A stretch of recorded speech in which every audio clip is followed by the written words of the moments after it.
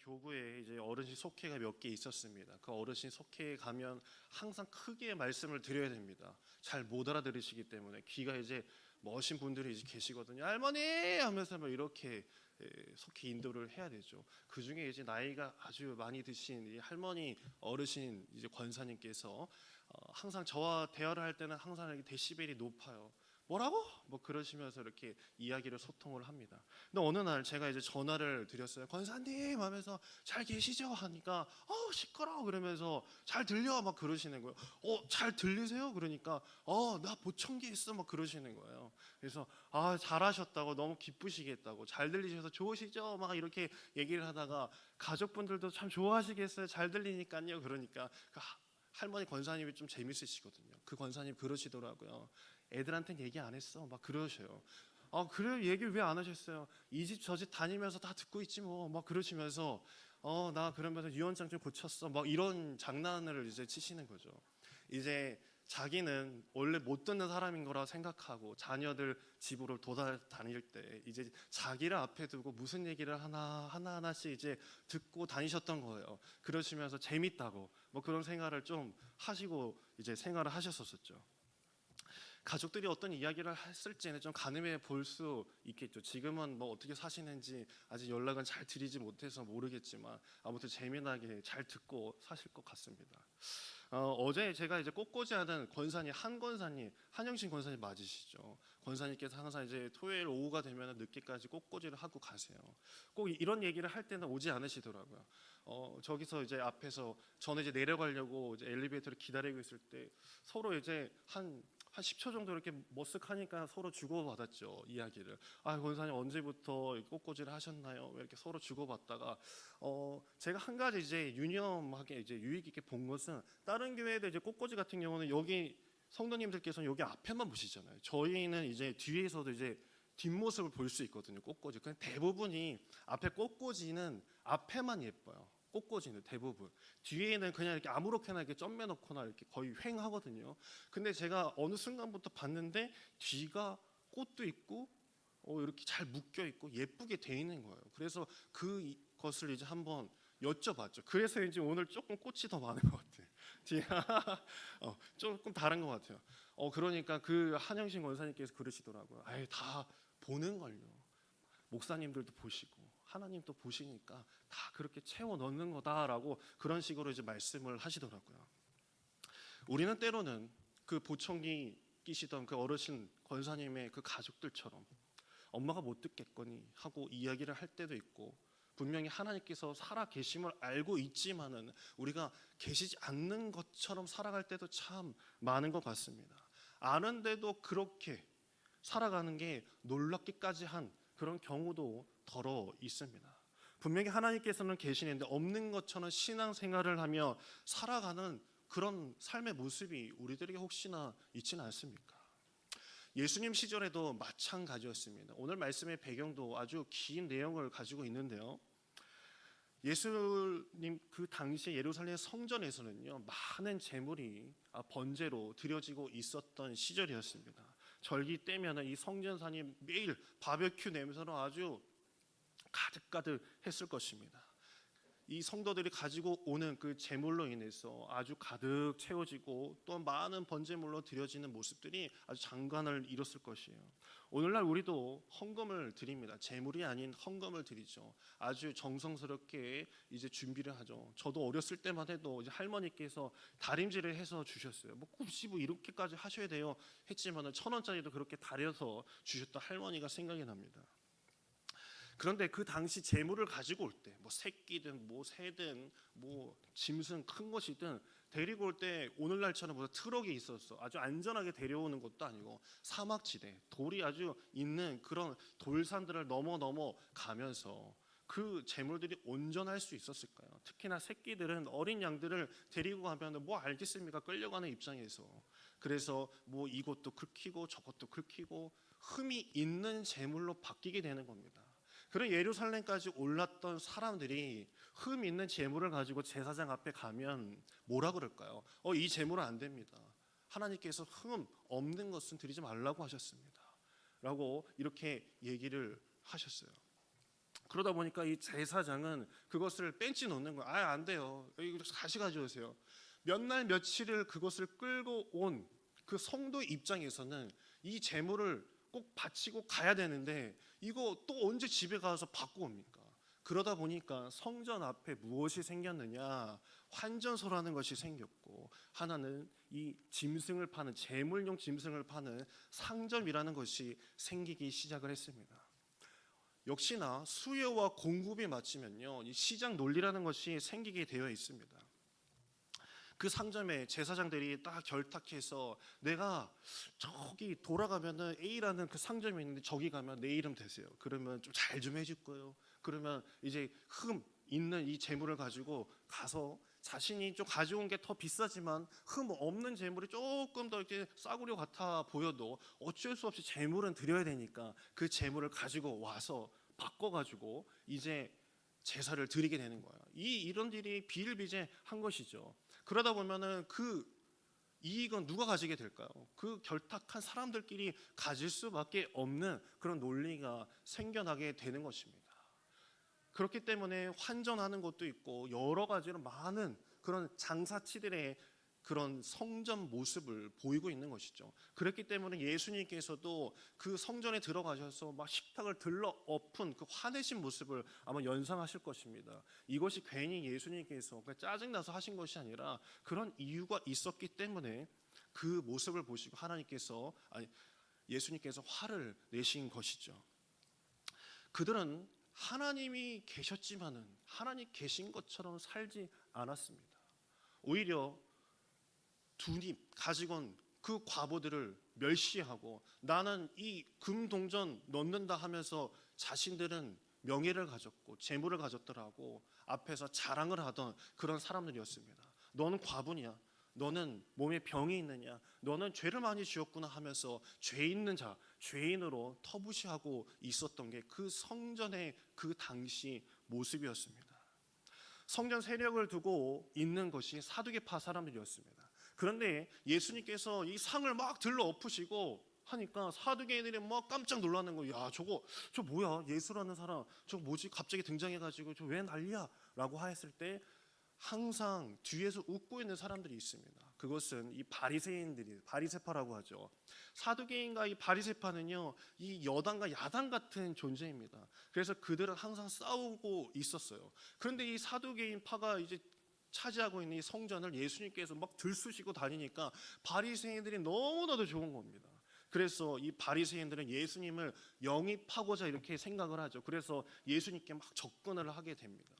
그런데 예수님께서 늘 하시는 거 보면은 요한복음 이제 5장이나 보게 되면 38년 된 병자도 막 고쳐주시고 막 좋은 일을 많이 하세요. 기적도 보여주시고. 그런데 하필 그것이 안식일에 일어나는 그런 패턴을 보면서 바리새인들이 이거 이상한데,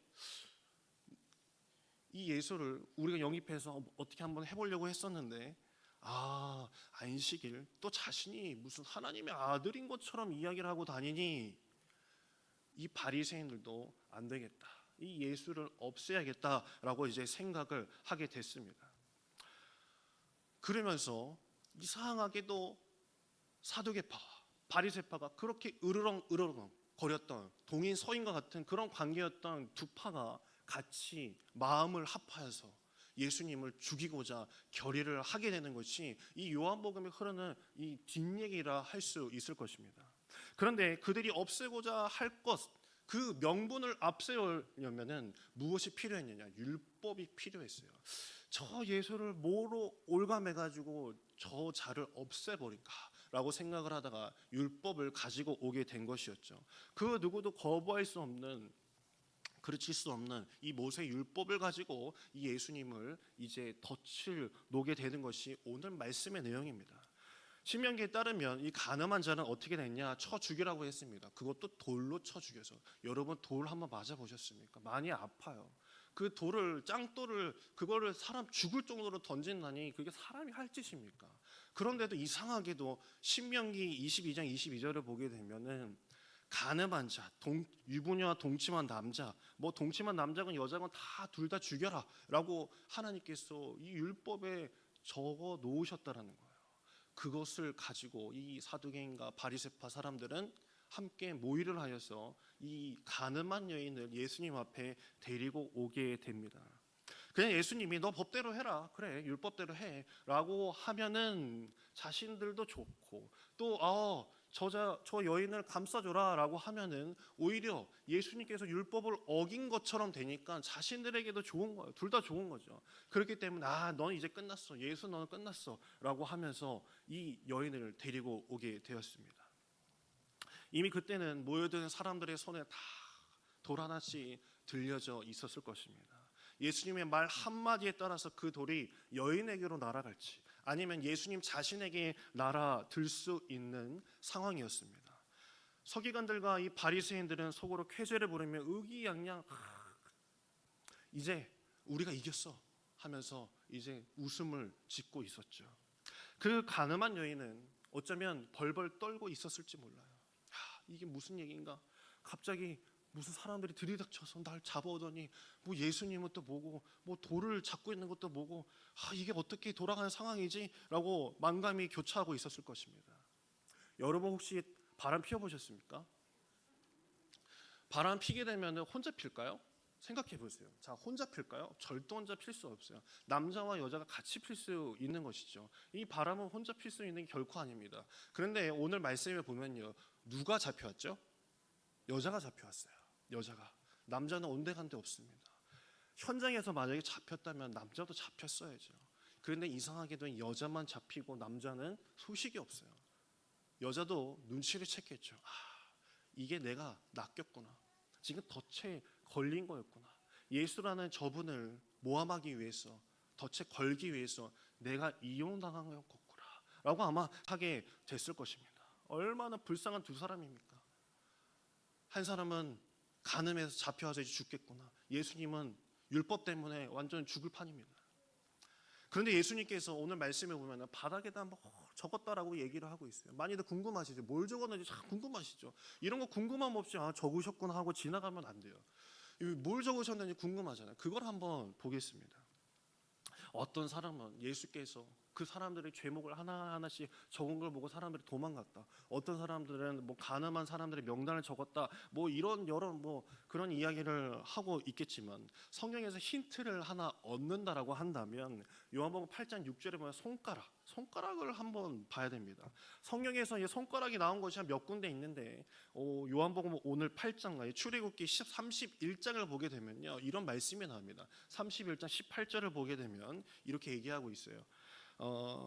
모세에게 주시는 이 돌판이요 하나님이 친히 쓰신 것이더라라고 말씀하신 부분이 나옵니다. 모세에게 주신 그 돌판에 하나님께서 친히 쓰셨다라고 말씀이 나오죠.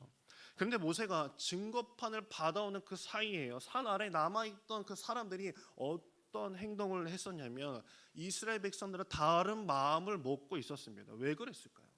출애굽기 32장 1절을 보게 되면 백성이 모세가 산에서 내려옴이 더딤을 보고라고 이렇게 이야기합니다. 올라갔던 모세가 산에서 내려오질 않는 겁니다.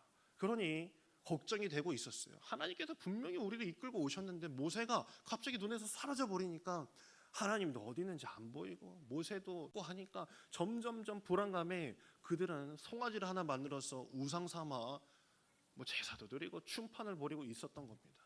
그것을 하나님께서 모세, 너네 저기 백성들 봐라, 지금 뭔 짓거리 하고 있는지 한번 봐라. 그래서 이 두 돌판을 가지고 이 모세가 이 산 아래로 내려오고 있었는데 그 눈 아래에 있었던 것은 그 백성들이 하나님을 앞에 두고 우상과 함께 놀아나고 있었던 모습이었습니다. 하나님께서는 모세야, 저것들 내가 어떻게 하면 좋을까? 라고 이렇게 생각하시면서 모세는 그 말을 들으면서 그 산을 내려가고 있었습니다. 그런데 모세가 이 돌판을 어떻게 하죠? 돌판을 깨버립니다. 저는 이 장면을 이제 상상해 보면서 모세가 참 다혈질이긴 하다. 그 우상 그래도 하나님이 써주셨는데 그걸 어떻게 돌판을 던져서 깨버리지? 참 성격 참 특이하네 라고 생각을 했었어요. 그런데 19절에 보면은 이 노하여라는 의미가 살짝 달라요. 이것은 하라라고 읽을 수 있는데 이게 빨갛게 되다라는 뜻을 가지고 있거든요. 이것은 이 모세의 얼굴이 빨갛게 달아오르는 거예요. 너무 하나님 앞에 낯뜨거운 겁니다. 낯뜨거운 거예요. 여러분 혹시 이 버스 안에서 담배 피워보셨습니까? 그냥 조금 무거워서 그냥 이렇게 조크. 네. 예전에 90년대 이전에 버스에서 담배를 피웠어요. 그렇죠? 혹시 기억하시나요? 그리고 90년대 이전에는요 비행기에서도 담배를 피웠어요. 비행기에서도요. 그래서 스튜어디스가 이렇게 담배불 막 이렇게 붙여주고 다 조크인데 이렇게 안 웃어주시면 네 그런 적이 있었죠. 근데 어느 순간부터 이 금연법이 생기고 나서부터요 이 항공법에 이 금연 담배를 피우면 안 된다 버스에서도 또 피우면 안 된다라는 딱 법이 있고 나서부터 버스에서 비행기에서 담배를 피우면은 그 사람은 범법자로 벌금을 물고 범죄자가 되고 맙니다. 이게 왜 이렇게 되냐면요. 법 시행이라는 것이요. 어느 날에는 아무렇지 않게 행동하던 그런 것들, 아무렇지 않게 담배 뻐끔뻐끔 피다가 갑자기 법이 딱 시행하는 그 순간부터 자신은 범법자가 된다는 거예요. 왜 모세가 그 돌판을 깨부셨을까요? 왜 던져버렸을까요?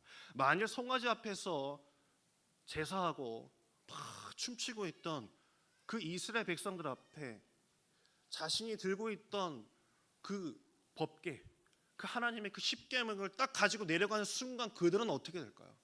이스라엘 백성들은 싹 다 죽는 거예요. 그 자리에서 다 죽는 거예요. 나 외에는 아무것도 섬기지 말라. 그 법정 그 하나로만으로도 그 이스라엘 백성들 딱 전멸이었어요. 그래서 모세가 그 돌판을 딱 깨쳐버립니다. 그리고 나서 하나님께서 막 화내실 줄 알았죠. 모세야, 너 어쩜 내가 친히 써준 그 돌판을 깨버릴 수 있느냐라고 하지 않으십니다. 하나님께서는 모세에게 뭐라고 그러시냐면 출애굽기 34장 1절에 한 번 더 하나님께서 써주실 것이라고 말씀하세요. 너는 돌판 둘을 처음 것과 같이 다듬어 만들라. 내가 깨트린 처음 판에 있던 말을 내가 그 판에 써줄게 라고 말씀을 해주세요. 나 괜찮아, 괜찮아, 잘 깼다. 야, 까딱했다가 진짜 저 백성들 다 죽을 뻔했다. 범법자가 될 뻔했던 거예요. 이게 하나님의 마음입니다. 하나님께서는 자신이 친히 써주신 그 법, 그거 가지고 저 백성들 혹시나 다 죽을까봐 저 법 때문에 그 돌판도 깰 수 있는 하나님이 바로 그 하나님이시라는 거예요. 다시 말씀으로 돌아와서 요한복음 8장 7절에 보면은 그들이 묻기를 마지 아니하는지라 이에 일어나 이르시되 너희 중에 죄 없는 자가 먼저 돌로 치라 하시고라고 말씀하셨어요. 어쩌면은 이 예수님께서 그 율법을 적고 계시지 않았을까요? 무조건 용서하자는 말이 아니라 하나님 앞에 온전한 자가 어디 있겠느냐라는 거예요. 어디 있겠느냐? 너희들은 주님 말씀 앞에 온전할 수 있느냐라고 묻고 계신 거겠죠. 율법 아래에서도 없을 뿐더러 하나님 앞에서 온전한 자는 없다. 예수님께서는 바로 죄 없는 자가 나오라고 하셨습니다. 아무도 안 나왔겠죠. 하나님 앞에서 여기 있는 여인이나 돌고 있는 너희들이나 같다는 말씀을 하고 계십니다. 그러면서 요한복음 8장 8절에 보면은 이렇게 말씀하세요. 다시 몸을 굽혀 손가락으로 또 땅에 뭘 쓰신대요. 이 두 번째 굽힘에 우리는 주목해 봐야 됩니다. 그때 예수님께서 몸을 굽히신 그 행동에는요, 이 여인을 치려거든 나도 함께 쳐라라는 그런 뜻이 담겨져 있다라고 저는 생각합니다. 그 논란의 중심, 돌들고 둥글게 그 포위하고 있던 그 상황 속에서 여인을 주목하고 있었는데 이제는 나는 더 이상 이 자리에서 움직이지 않겠다라는 것이에요. 진짜 쓰고 계셨던 게 아니라 쭈그리고 앉아서 웅크리고 앉으신 그 예수님은 그래 돌 던져 같이 맞지 뭐 너희들이 여인에게만 던지겠냐 나한테도 던지겠지 나는 그냥 이 여인과 함께 있겠다라고 하면서 웅크리고 계셨을 겁니다. 율법이라는 거대한 판의 힘에 의지해 예수님의 말과 부정한 그 죄를 지은 여자를 깔아 뭉개려던 그 성난 그 군중은 더 이상 힘을 쓸 수 없게 되어버린 것입니다. 왜냐하면 그들 앞에는 율법보다 더 큰 이가 앉아 계셨기 때문이었어요. 저 사람 진짜 자기 말대로 저렇게 아무것도 아닌 저 가늠한 여인 하나 때문에 죽어 마땅할 그 여인을 위하여서 자기 목숨을 내놓을 사람이 이 땅에 어디 있겠느냐 말이야. 누가 저렇게 할 수 있단 말이야. 저 사람 진짜 메시아가 아닐까. 하나님께서 이 땅에 예수 그리스도를 내려 보내신 이유가 여기 있는 것입니다. 예수님께서 두 번째 몸을 굽히시고 여인 가까운 곳에 앉아 계신 모습에서 눈에 보이지 않는 큰 팔을 피신 그 하나님이 보이기 시작을 한다라는 것이에요. 예수님은 바로 저런 분이었구나. 자신의 목숨 따위는 중요치 아니하며 저 한 영혼, 저 죄인이라고 칭하는 그 여인을 위해서 자신은 아무것도 모르고 그냥 나 웅크리고 있다 라고 말씀하시는 저분이 진짜 메시아는 아닐까. 여러분들께서도 첫 아이가 태어났을 때 분명히 처음 안아보셨을 거예요. 안아보시면서 혹시 너는 죄를 지을 거니까 나는 지금부터 널 미워할 거야 라고 하는 부모 하나 없을 것입니다. 이 아이를 안아보면서 이 아이가 나중에 죄를 짓고 나에게 험한 말을 하고 장난치는 그런 아이일지라도 나중에 큰 죄를 질지라도 나만큼은 너를 끝까지 사랑하고 용서할 거야 라는 마음으로 그 첫 아이 태어났을 때 안아볼 겁니다. 하나님께서 우리를 바라보는 시선도 바로 이와 동일할 줄 믿습니다. 하나님은 우리가 죄를 지은 자로 여기시고 계세요. 사람들은 너 같은 게 어떻게 교회를 다니냐, 너가 죄를 용서받을 수 있을 것 같으냐 라고 말할 수 있겠지만 하나님께서는 예수 그리스도를 통하여서 하지만 너는 온전한 자가 될 수 있노라 라고 선포해 주신 것입니다. 제가 강원도를 살 때 숲속으로 야유회를 간 적이 있었어요. 그때 시냇가에서 이 졸졸졸 흐르는 시냇가에서 이제 발을 담그고 있었는데 옆에 장로님이 오셔가지고 저한테 그러시는 거예요. 뭐 갑자기 생뚱맞게 이제 진지한 얘기로 너는 은혜가 뭔 것 같니? 라고 이렇게 물으시는 거예요. 은혜요? 글쎄요.